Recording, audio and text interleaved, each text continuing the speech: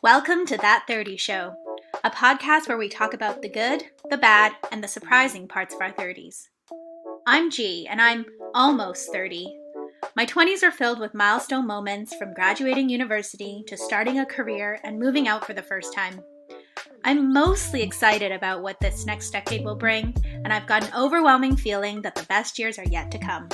And I'm David. I'm already in my mid-30s. I used to have no back pain or trouble sleeping, but now I live off a healthy diet of self-help books and dream of being in bed by 10 p.m. every night. Join us each week as we try to figure out together what life in your 30s is all about.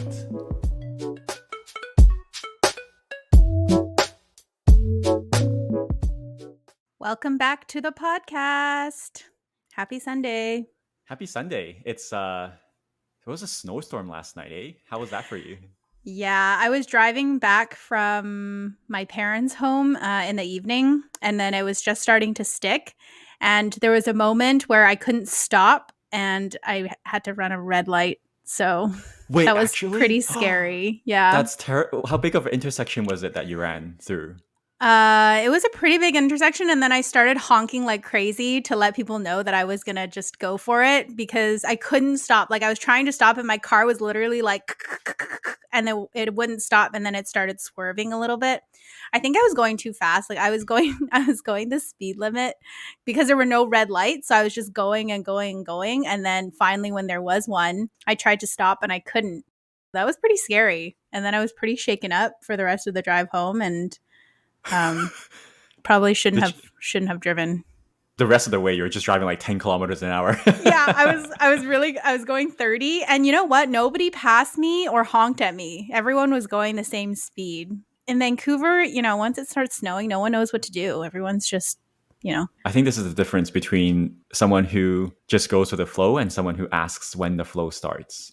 If you had asked when the flow starts, you would have thought about, hey, what if I can't brake in this slippery weather? Maybe I shouldn't go as fast, as opposed to, I'll worry about that when I actually have to end up running through a red light. Sometimes you just got to learn through experience. Although this is honestly not my first time going through something like this, so you would think that I would learn by now. Was it quite pretty this morning when you woke up? Did you have a good morning? I thought it was okay. Like everything was already pretty much melted by the time I woke up. I don't know. It wasn't like the biggest snow day that we've ever had, I don't think. Especially for this year. We've had so much ice and snow. So it wasn't too bad. But I'm really ready for spring to come and for all this snow to be done. Speaking of mornings, I think we're both super excited about this episode because as we hinted at last time, we're both like super geeky and nerdy about morning routines. And I think we're ready to dive into it. I've honestly been thinking about this all week and how excited I am to dive into this episode. And like every morning when I wake up, I'm like, this weekend we're going to be talking about what I do this morning. So yeah. Did you follow your routine this morning?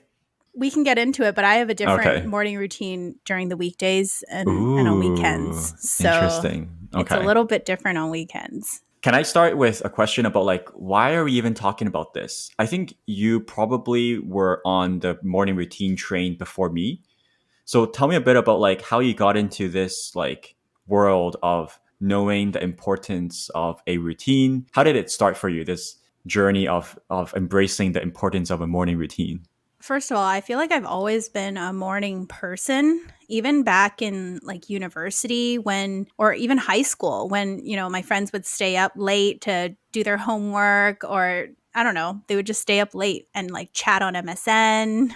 And I would always go to sleep super early. I'm one of those people that would wake up early, 5 a.m., 6 a.m. to study rather than staying up into the wee hours of the night to study for an exam or do their homework. This is high school? This is high school. This is university. I don't know why. I feel like I can't concentrate or, focus past a certain time. So I've always been kind of a morning person.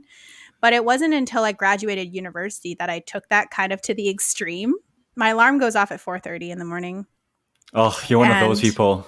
Yes. And I have this little sunrise alarm clock that wakes me up the light slowly turns on into the morning sunlight and the birds start chirping. And every 5 minutes, it gets brighter and brighter until basically you have sunshine in your room. So That it's sounds really amazing, nice. honestly. Yeah. Yeah. Have you heard of this idea of chronotypes? No. I don't know if it's pseudoscience, but it's this idea that everyone is biologically hardwired to need more or less sleep, and particularly to need sleep at different times.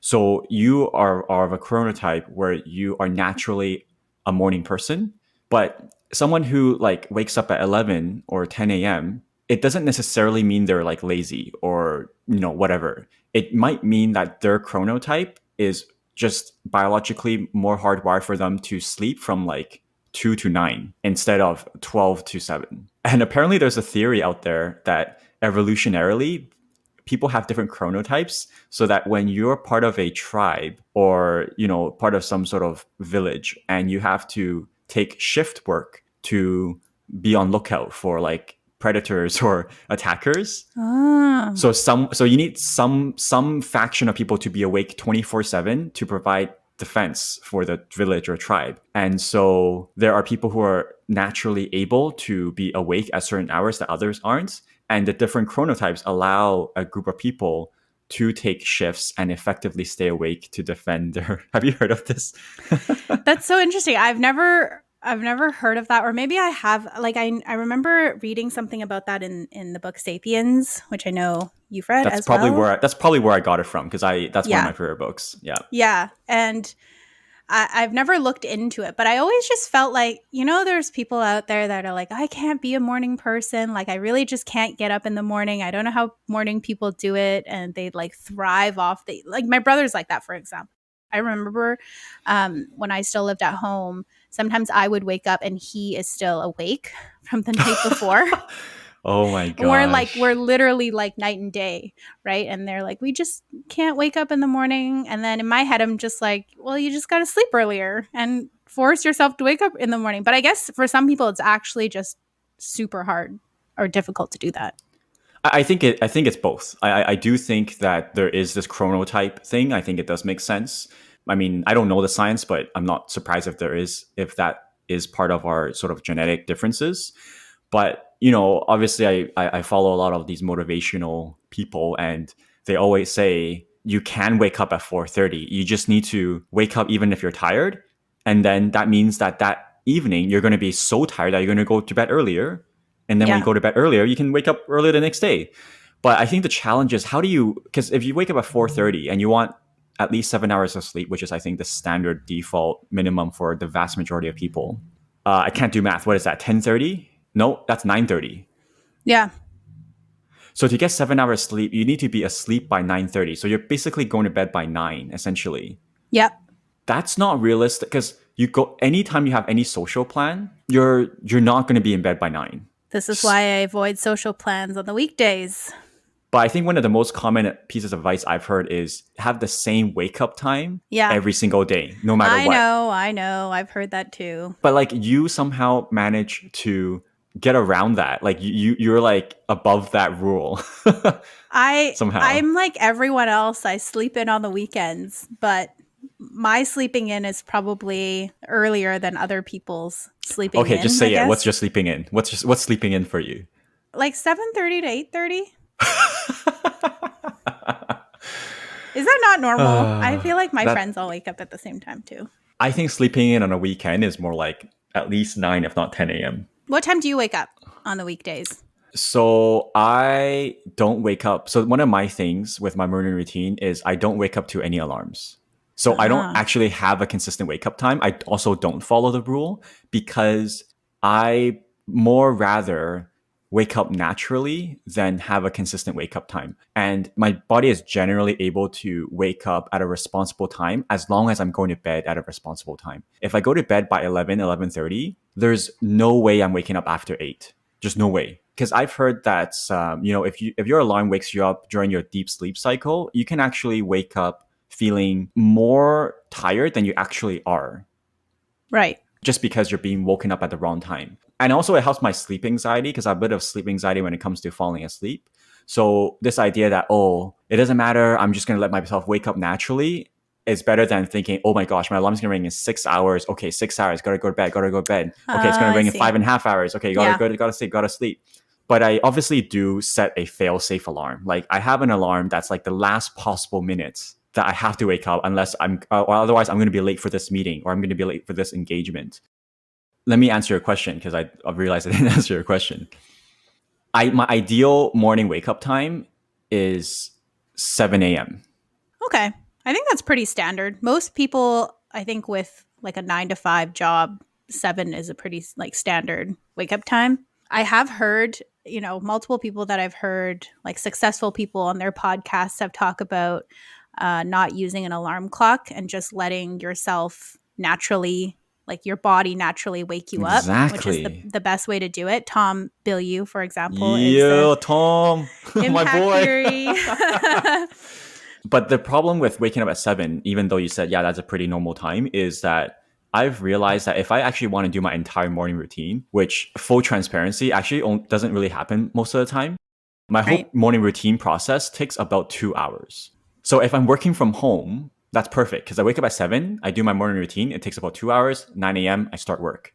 Yeah. But when I go to the office, which is 3 days a week for me, I'm never able to do my morning routine before 9 a.m. I feel like it's not sustainable. How long is your morning routine start to finish?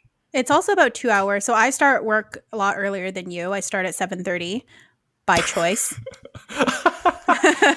She is just gonna like low key flex this entire podcast, and she's not even trying to. It is not. It's not a flex. I just yeah. So my morning routine is also about 2.5 hours. I think up at 4:30, 7:30. I start work, but I don't get out of bed right away. So I wanted to talk about that. Getting out What of is the bed. first thing you do when you wake up?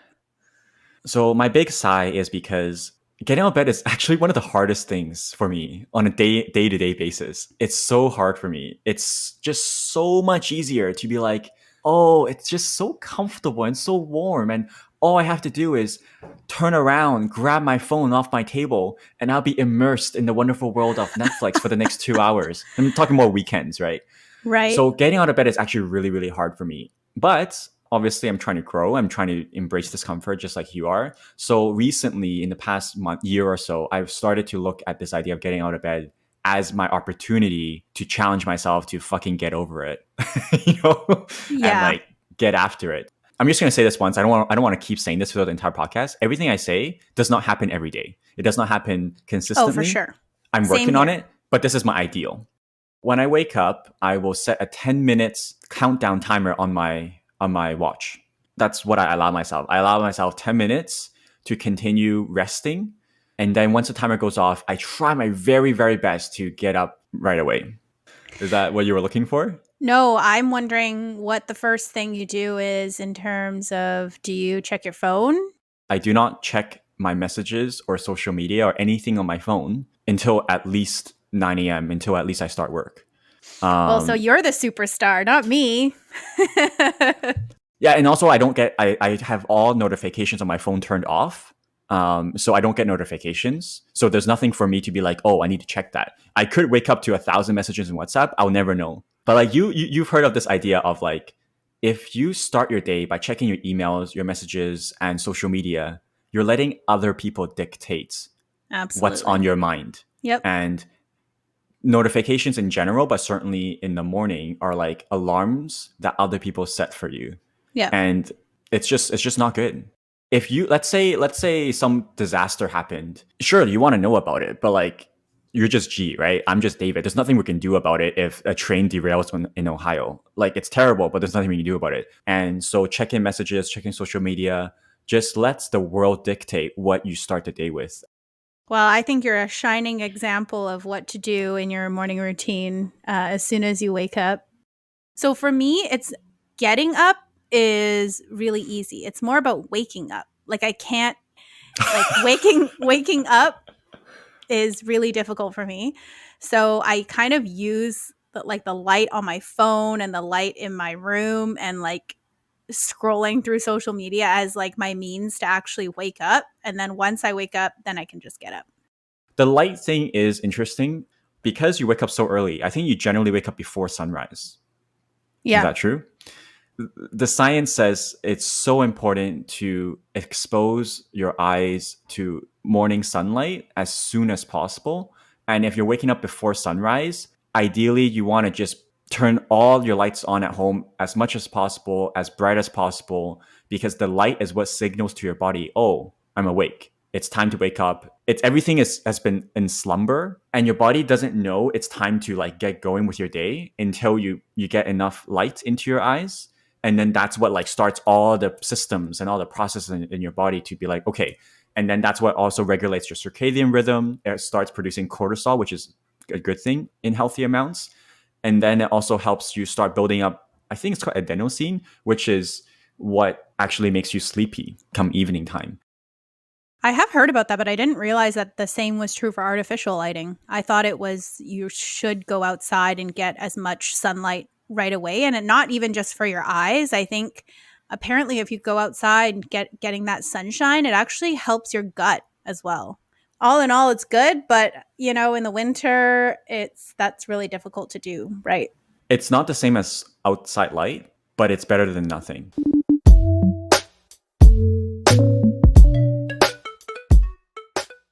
Can I share a quick overview of my morning routine, and then we can dive into the specifics and dive into the specifics of yours, Yeah, for sure. Go for it. like a 1 minute snapshot? Yep.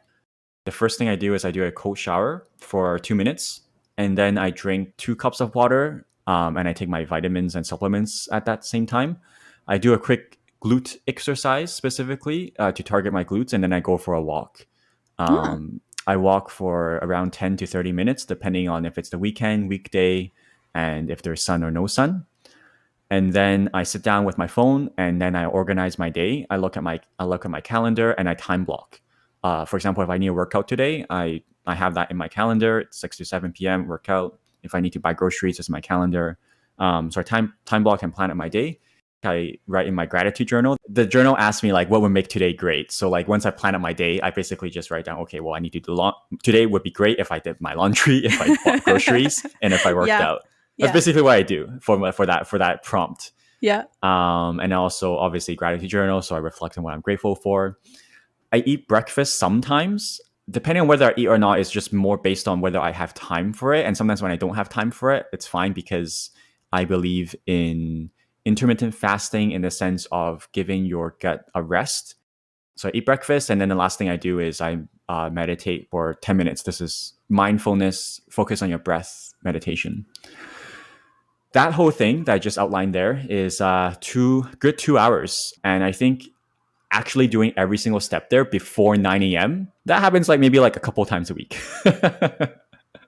Yeah. Yeah. Sometimes it's challenging. So, what would derail you from doing it all before 9 a.m.? Well, just waking up late Oh, okay. because I Okay. don't set Gotcha. alarms. Yeah. Gotcha. Oh, I forgot to mention that when I eat breakfast, I also read my nonfiction book. Okay, so anyway, that's my outline. I don't know if it makes sense for you to do an outline, but what's what Yeah. else do you do? I can quickly do an outline. I would just want to say that I think our morning routines, there's a lot of similarities in the things that we do. Probably actually a lot of similarities. Our timing is just different, but we basically do almost the same thing. So Okay, okay. my alarm rings at 4:30. I'm up, before 5.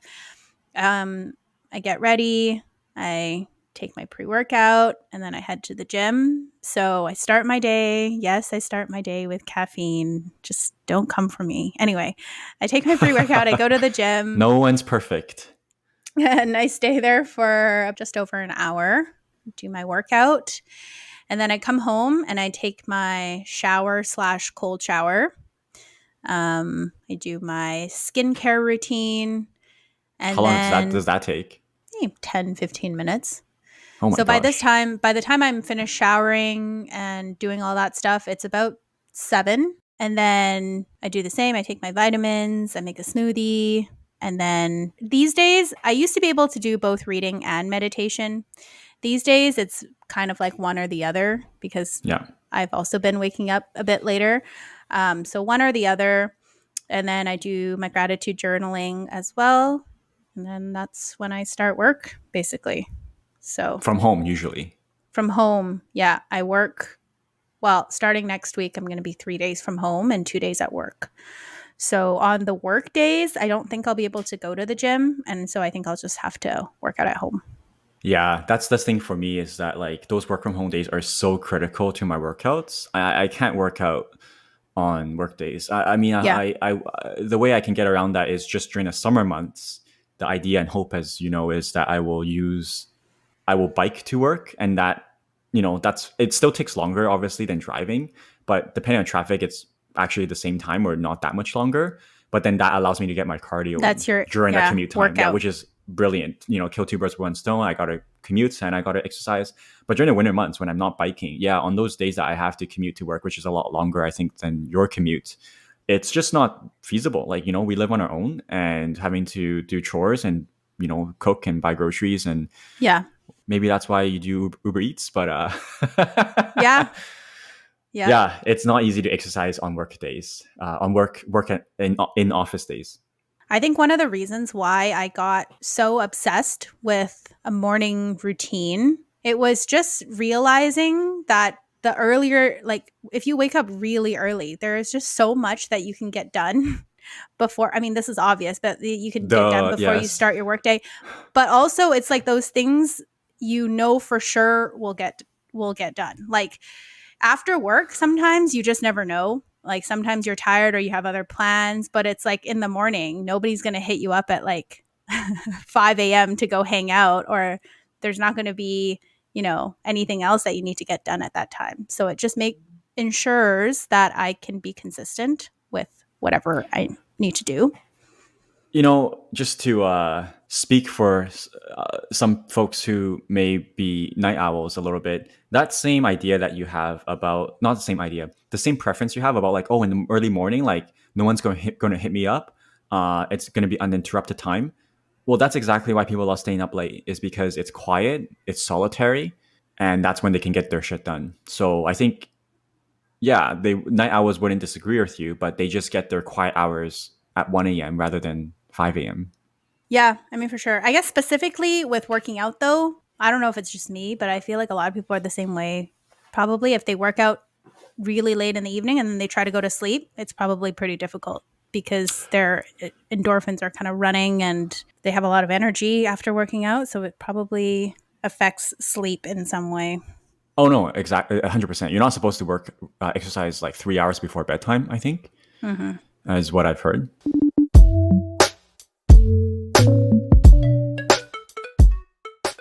Why don't you? I think I've talked a lot. Why don't you walk us through your routine in whatever detail you want to provide? Any advice you want to share? Why you do what you do?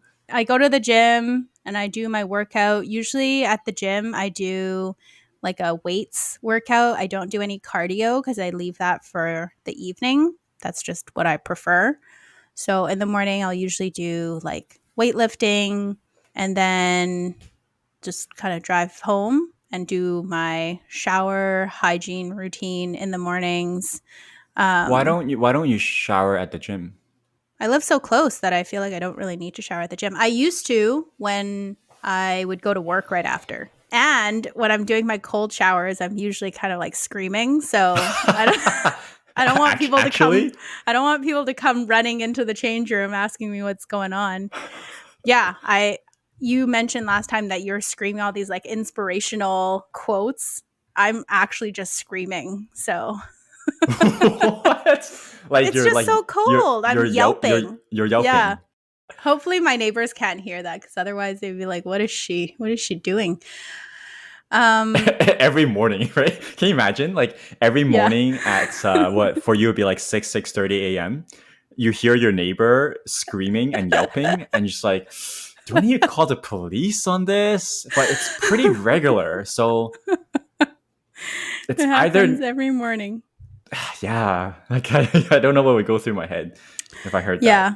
And because I don't really commute to work anymore, given that I work from home, that's also the chance when I get to listen to some podcasts or even on the drive there and back. That's when I get my podcast listening in because there's no other time for me really. And I just continue that throughout my morning up until I have to focus on like writing my journal or reading. the whole time I'm just listening to some kind of podcast. And then after What that, happened to sorry? What happened to swimming? Didn't you go swimming at one point in the morning? I did go swimming at one point in the morning. I usually go swimming during the summer because my pool opens at 5, which is fine, but there's basically no lights in there. So in the summer, it's bright at Uh, 5. And in the winter, it's pitch black. And I've tried it once and it was actually quite scary. that So sounds straight out of a horror movie. Oh my god, yeah, like swimming in the dark, it was quite scary. that is terrifying. Sometimes I'll go and do a spin class because spin is kind of the only thing that's they have classes at 6 a.m. All the other classes usually start at like 7. So spin's kind of the only thing I can do. And I also have a bike at home. So sometimes I'll just do that. Or on the days when I go into work, I'll work out from home.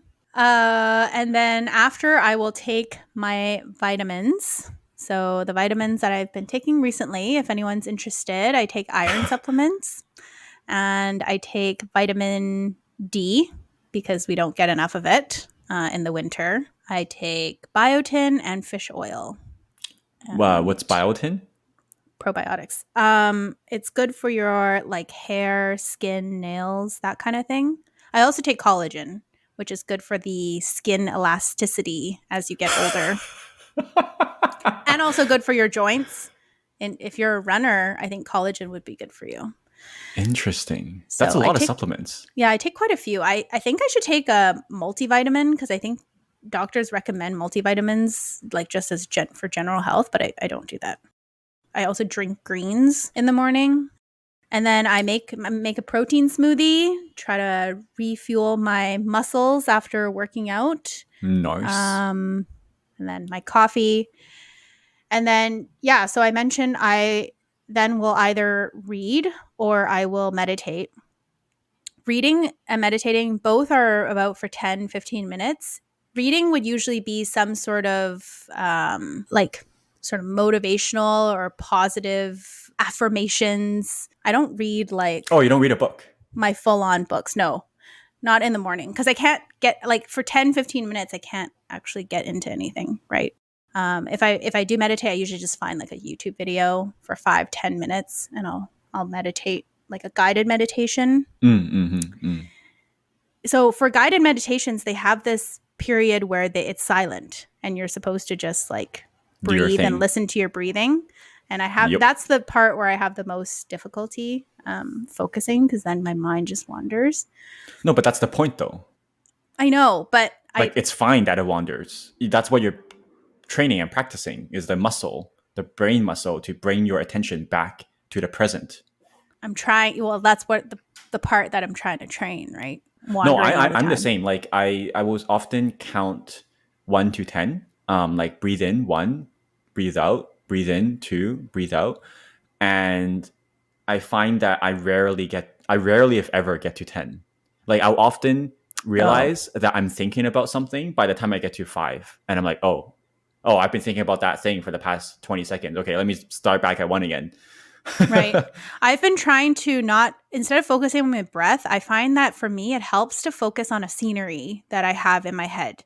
Like just Oh, interesting. picturing a scenic, most of the time it's me sitting at Kitts Beach with the view of the mountain and the water. Because that picture is so like burned in my head because I go there a lot during the Oh my summertime. god. So I You're just so basic. imagine that scenery. And then I do the same gratitude journal you were talking about. It's called the 5-minute journal. And basically you write down 3 things you're grateful for, 3 things that would make your day better, like 1 daily affirmation. So I really enjoy doing that. And then if I have time, I'll actually journal. Like I'll write in my journal about whatever is on my mind. And then that typically takes me to my work day. So Which part of your morning routine do you think is the most critical or important that if someone who doesn't have a routine, if they're like, where do I start? Where should I can't do all of that, G. Like, where would you advise them to start as step one? for me, that would be, well, in my mind, that would be the 2 non-negotiables for me in my morning, which would be working out and writing in my journal. Like those 2 things are probably they're what I do every single day. like without skipping. Sometimes I skip my vitamins by accident, but I never skip my workout. That helps me hugely in like waking up in the morning, getting to my desk and being just ready to go. Like if Hmm. I had a meeting at 7:30, I probably would be okay with it because I've had a whole like Yeah. morning basically already. And then the other part is just thinking about that's like the mindset for the day, right? Thinking about what you're grateful for, thinking about what would make the day great, and then thinking about trying to implement that throughout the day. Awesome. I love it.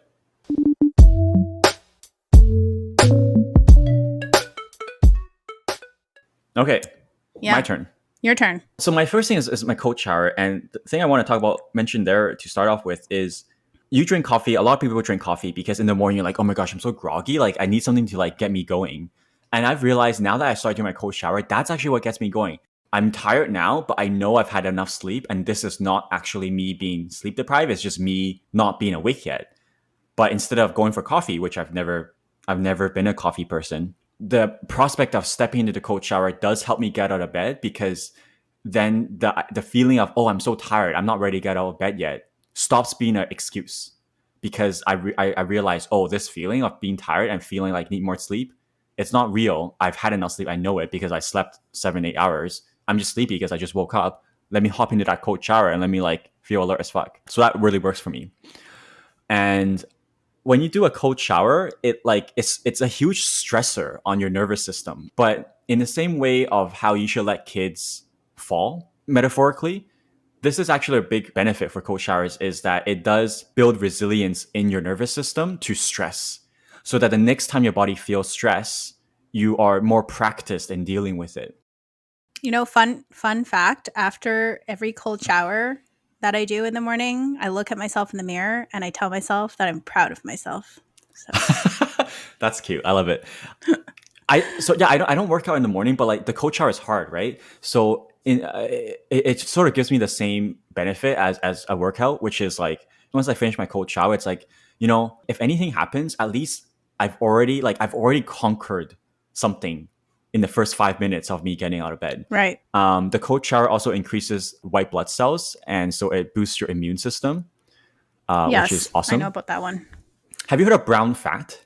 No. We have something called brown fat, which is like its own separate version of fat. And Hmm. brown fat generates energy by burning calories. And so it's really helpful for weight loss or just generally increasing your metabolism.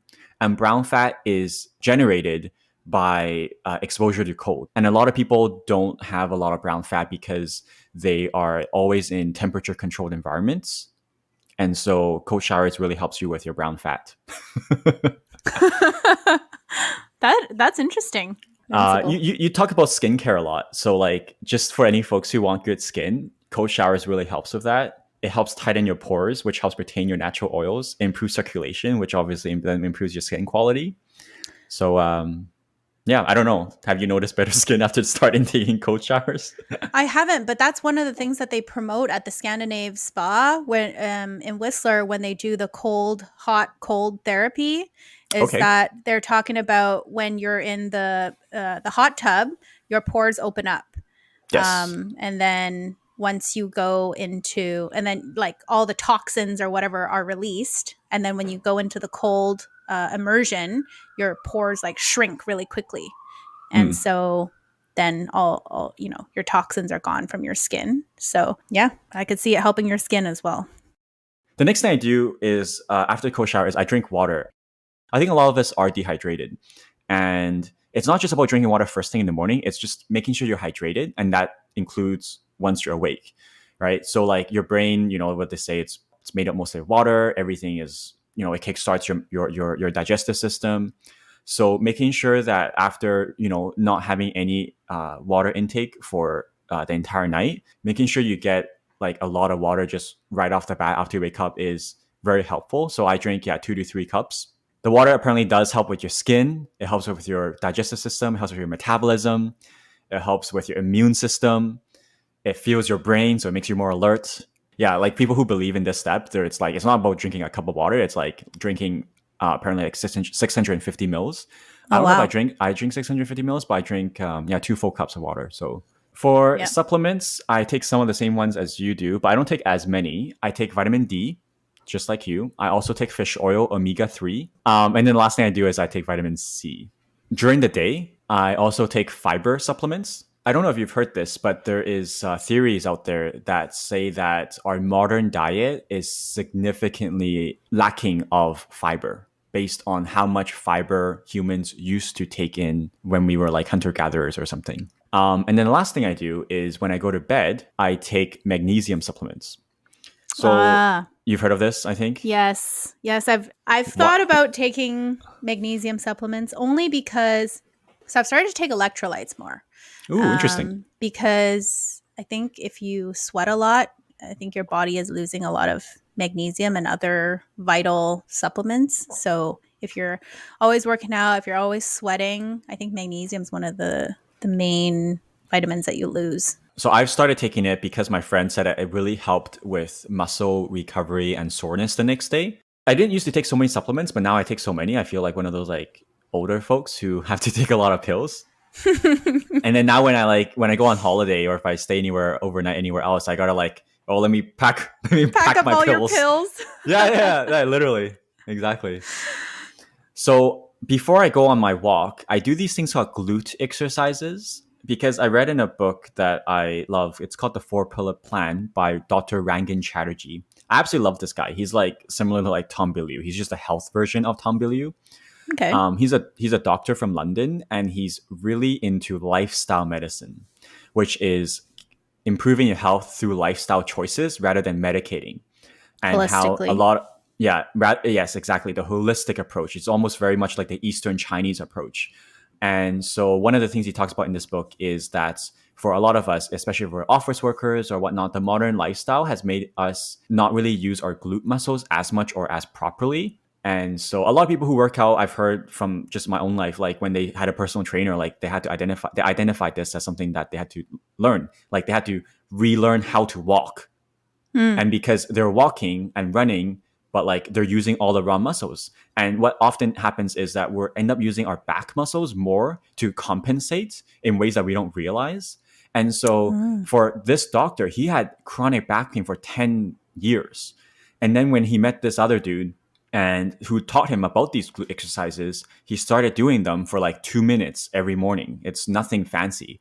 His back pain went away in a week. And I've had chronic back pain, but yeah, ever since I started doing those glute exercises, I don't know, I sound like a like I'm selling snake oil, but it's basically gone away. That and exercising. Doing the glute exercises as well as getting consistently into workouts has essentially eliminated my back pain. Wow, that's amazing. So I go for my walk, and I mentioned that this is really, really important because everything is centered around getting sunlight into your eyes.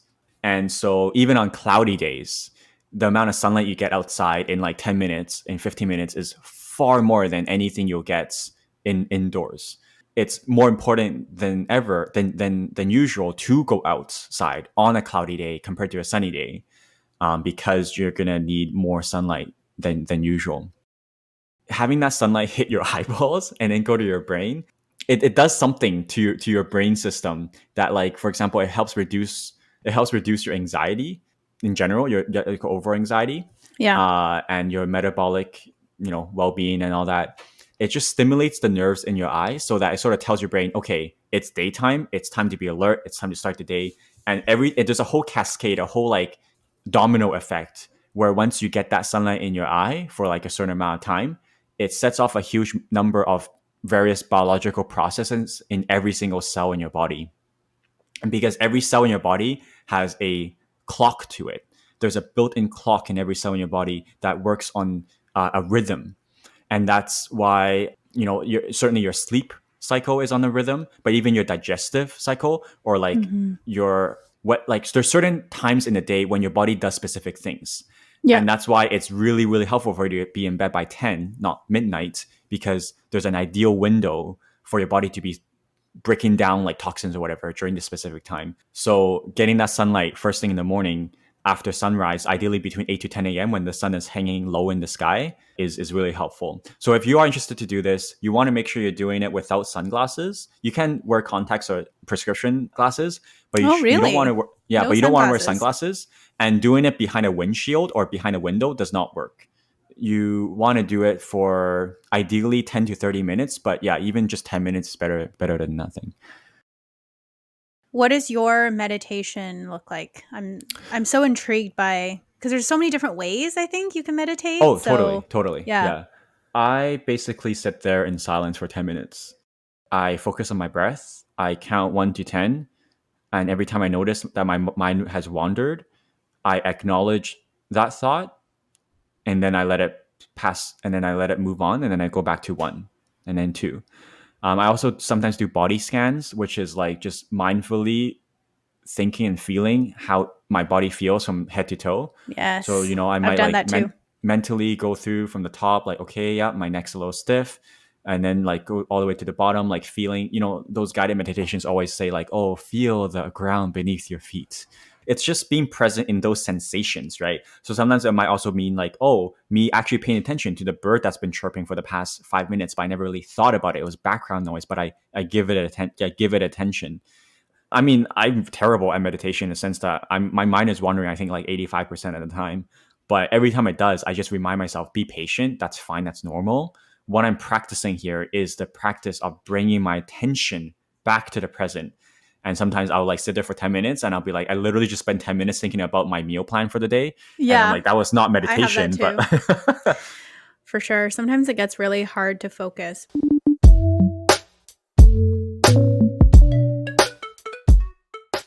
I think we want to wrap up with you telling us a bit about how and why your routines differ on weekdays and weekends.